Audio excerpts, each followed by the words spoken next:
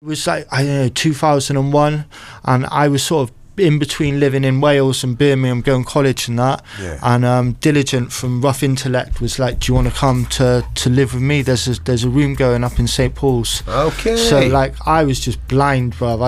I was like, "Yep, let's do it." Let's go. I remember my mum dropping me up there, and she had a tear in her eye when she was leaving me on like City Road. My son's moving to St. Paul's and he's gonna be a rapper. Yeah, it was like, no, she was cool about it, but it was just like very different from what, you know, where I'm from in Pembrokeshire is like. Do you know what I mean? Yeah, So it's the ends, bruv. She dropped you right in the ends, bruv. St. Paul's was live back in the day, it was different back then. Yeah. You couldn't buy no olives or no yoga mats or nothing there like that. There was no students on the front line, put it that way. Like, you know? They were students of the game.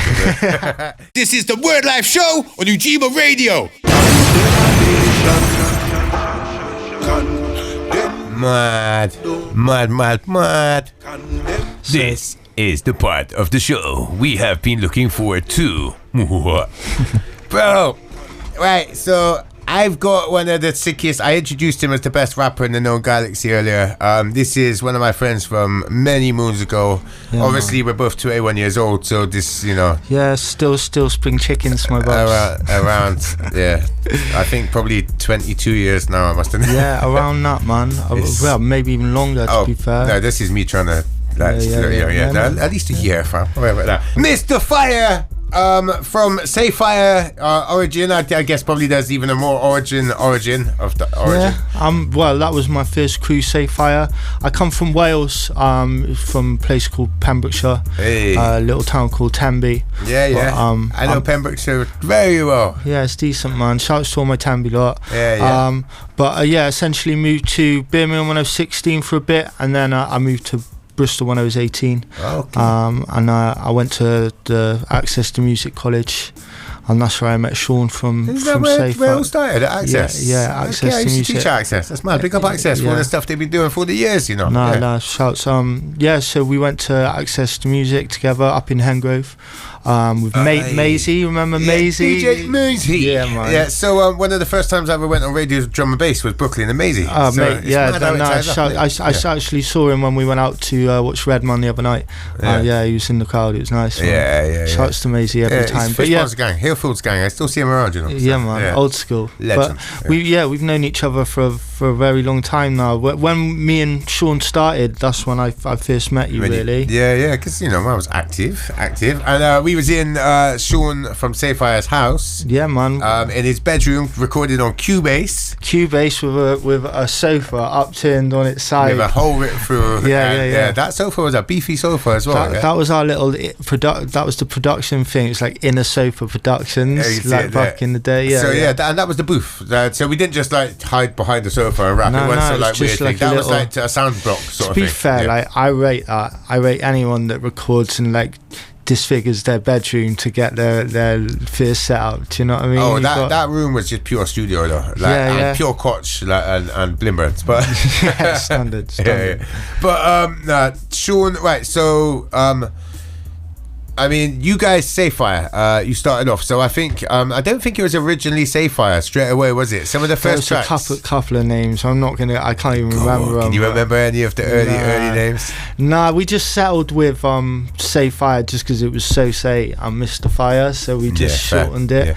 Sean So Say, big up Sean as well. I went to school with his sister as well, so this all good peoples that I've known for years. You know what I mean? It's all like old school Bristol crew that we. Like certain people like Surplus. Yeah, man. Very much prominent all the time. Well, that was huge, man. Back in the day, like, you know, that was it. Inner Life, Inner Life Rhymes, Inner Life Productions. And Terminal and everyone. So shouts to all that. But that was all like that was the crew, wasn't it? That was like the gang. That was us growing up, man, and that was before you didn't even have Facebook back then. No, I didn't even have MySpace or Bebo. Nah, MySpace was the first thing that we had. Yeah, and I don't know. Bro, we had DVDs and CDs long before that. Just born in the wrong era, bro. That was all. Yeah, it was just. It's a shame actually, because a lot of good music back in the day sort of never really saw past anything. Do you know what I mean? Can you remember like we done Future Radio back in the Radio, day? BS1 Radio. BS1 Radio, all them different That's where I things, met Bugsy and everyone, and like, you know, I used to have a show on that. Shouts to Selector Watson. And that Ghetto Force, isn't it? Yeah. We got Ghetto Force every time. But yeah, no, it's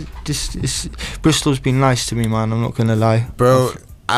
If you didn't have such a strong Welsh accent, I would have said Bristol's your home, because you are we're claiming you as Bristolian, man. Like, thing is, I've lived here longer than I've lived anywhere else in my life, so it's kind of like. Do you ever find yourself picking up Bristolian twangs in your accent? I say Baba a lot now. Baba, our kid and that, especially if I'm working. It's happened. Bristol's got you. Was it peanut butter? Bit of peanut butter. You can't help. I don't put peanuts in my mouth. No, bruv. You have been a long-standing, I would say, great thing about this city. Like, even though you're not original, bruv. Mistafire, we're huge. I swear there was the video. Was it Chris Lucas done? Yeah, Chris, man. Shouts to Chris Lucas all day, every day. Yeah. One of the most talented videographers Bristol's got to offer. Such an artist, isn't it? Yeah, he's such a decent guy. Like, if you haven't seen, what's that one called? That's the one we played in every. Yeah, in every. And it goes under Aaron Productions. So if you type in Aaron Productions, there's bare videos that he's done throughout Bristol. Sort of like, you know, it's crazy. It's like a history of Bristol hip hop when you go onto his site. He really has done a lot from. So shouts to Chris, man. Yeah. But so let's take it back a little bit before Access to Music, just for history. Yeah. Mistafire, were you always Mistafire? Yeah, man. That was your first ever rap name. 1996, 97. Just when I was in school and that, man. And like, because you had bars when you come to Sean's studio, and you two kind of clicked and got on. I remember when you come, it was like, that's my new best mate now. You have a good song. No, we were like brothers, man. I ended up living at his mum's house with his family for a while, like, you know. Actually, no, I did know that. It's just so long ago, isn't it? You know? But no, it's like, to be fair, so my history is that I come from a place called Pembrokeshire, and in Pembrokeshire there was a crew called Rough Intellect. I know about Rough Intellect. Rough Intellect with Cred, the Opus One, DJ Diligent, DJ Hostile, and a kiddie called Bass as well. And there was a couple of us snug and a few heads, but essentially I was the young one out of all of them. So like, you know, and then like it was like, I don't know, 2001, and I was sort of in between living in Wales and Birmingham, going college and that, and Diligent from Rough Intellect was like, do you want to come to live with me? There's a room going up in St. Paul's. So like, I was just blind, bruv. I was like, yep, let's do it. Let's go. I remember my mum dropping me up there, and she had a tear in her eye when she was leaving me on like City Road. My son's moving to St. Paul's and he's gonna be a rapper. It was like, no, she was cool about it, but it was just like very different from what, you know, where I'm from in Pembrokeshire is like. Do you know what I mean? So it's the ends, bruv. She dropped you right in the ends, bruv. St. Paul's was live back in the day, man. It was different back then. You couldn't buy no olives or no yoga mats or nothing like that. There was no students on the front line, put it that way. Like, you know, there were students of the game. I'll tell you what there was drugs. There was a lot of madness, but there was community. No, it was crazy for me, because like, you know, like back in the day, for instance, I'm sure you was there. There was like two different sides to the Bristol scene. You had like south of the River Cruise, sort of like Bedminster way, that was like Aspects, Awkward, Scoutmaster Deed, Churro, and people like that. But then north of the river, I mess with, and Matt I mess with. All of that lot. But I rated them. But then essentially, there was north of the river. On us. Anyone that was real hip hop, anyone that was from ends, they hated us. Well, it was different. And they blocked us, and they stopped us getting gigs, and they spited us. So if you're watching this now, shame on you.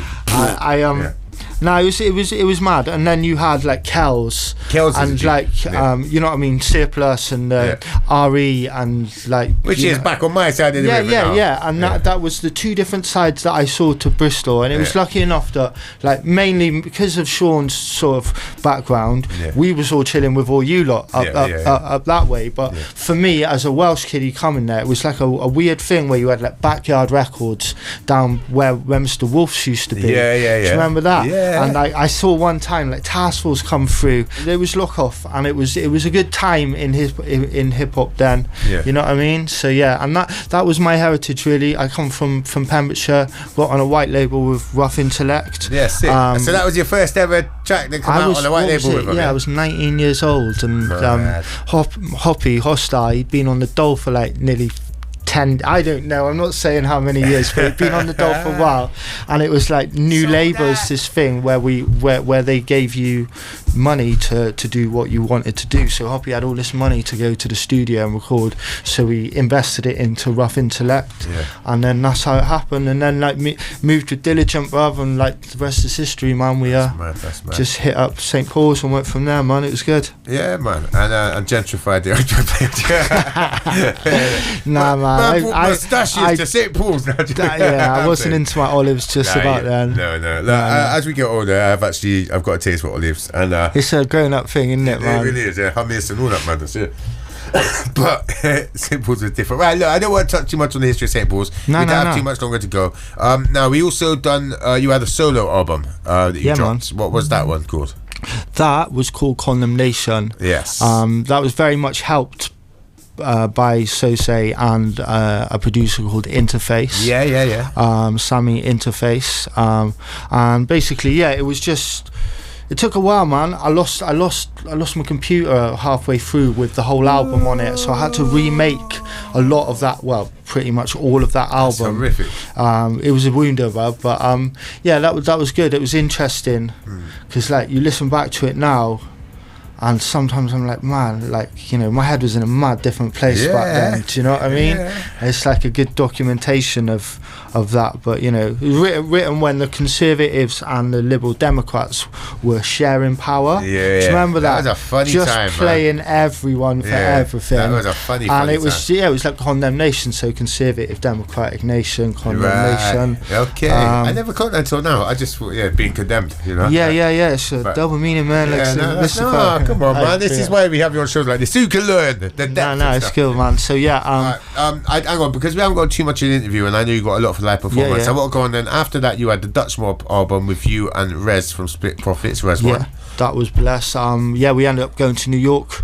Went to New York twice. Once with Oliver Whitehouse to start with. Shot a load of videos and stuff like that out there with him and helped him a lot. And also done stuff like the Saigon video. And things I was there, man. What was it? We went to Boston to shoot an Edo G video, and I literally lost my bag there as well, and it got stolen and that. But it was wild. And then the second time we went out there with Dom from This and That Media, and that's when we coined the Dutch Mob thing. Ended up recording a couple of tracks for the album in Queens with a producer called Fred One.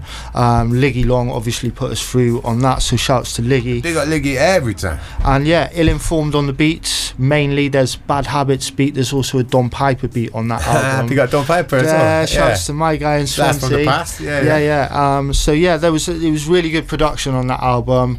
We had a couple of features. We had Edo G feature, we had J-Man, Dat Kid, a whole lot of gang, a whole lot of family. Mate, it was good, and that was the most active there was a big community thing there, though. The scene was immense back in them times. And living because we used to live in Rez's house in 84. 84, and that place was live. You had like J-Man living there at one time, then you had Patch, then you had Harrow and Ill Informed lived there, and like just that time when Ill Informed lived in that house and we did that album together, it was just people was just going at it, people coming in and out. It was crazy, and it was just the most hip hop house you could ever want to be in. That it was sick. Shouts to Rez all day, mate. Rez big ups, love to Rez, and Green Brick and Split Profits. So Green Brick, man. Yeah, right. So we have pretty much gone over the time, but I want to say, because I don't just want to be like, that was the past. What's the future for? So I know you've been doing festivals, you've been doing beer shows, all over the stuff. I've been doing bits. I've been playing in Athens. He does a lot. I want to go. My ambition is to go to Australia. That's my ambition. Is that the Sicker tour thing? I don't know yet. That's still in the pipeline, but hopefully I might be dropping too many. Yeah, it could be. It could be. Shouts to Sicker. But that'll be more news in the future. But essentially, I've got an album now that I'm working with an amazing producer called Skinny Tools. Big Dom, man. He's honestly one of the most fire producers going. I really like his style. So yeah, I've got a couple of tracks now that I'm gonna do for the live bit to show you. And we've got a new release coming sort of mid September. So hopefully I'm gonna do a little bit of a tour with that. Hopefully go to Europe. Hopefully go to Australia. And finish up in India. That would be wild. That's my little plan. I'm manifesting it. If you're gonna have a plan, that's a dope plan right there. That's it, bro. Right, well, bro, I've got to go into the adverts because after this we got the live performance part of the show. I just want to say thank you for coming through. Nah, thanks for being a good brethren as well, man. You've done so much for so many people in this city, so it's a lot of love back to you, mate. I've known you for a long time, and hopefully for many more moves, bro. Big up to yourself, Krazy, man. It's long overdue, and having a legend like you on the show is great for us. Thank you, man. Whack more. Come on, gang. Right, we're going to go to the commercial breaks. It's only short, so make sure you stick around because then we're going into the live performance by Mistafire himself. So let's have it. Let's go.